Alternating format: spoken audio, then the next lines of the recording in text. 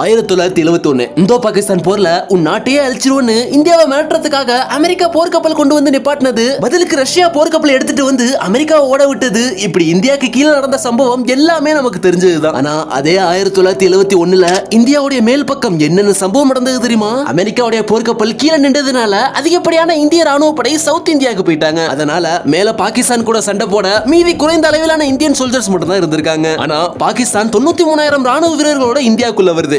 அந்த இடத்துல என்ன நடந்தது தெரியுமா? இந்திய ராணுவத்துல குறைந்த அளவிலான ஆட்கள் இருந்தாலும் இருக்கிற ஆயுதத்தை சாமர்த்தியமா பயன்படுத்தி அந்த 93,000 பாகிஸ்தான் வீரர்களையும் சரணடைய வச்சிருக்காங்க. நம்ப முடியல. அந்த சம்பவத்தினால தான் இந்திய ராணுவத்தை பார்த்து அந்த டைம்ல உலகமே மிரண்டு போயிருக்கு. இன்னைக்கு பங்களாதேஷ்னு ஒரு தனி நாடு இருக்கு. 1971ல பாகிஸ்தான் இருந்து மீட்டெடுத்து பங்களாதேஷுக்கு தனி நாடா சுதந்திரம் வாங்கி கொடுத்ததும் அன்றைய இந்திய ராணுவ வீரர்கள் தான்.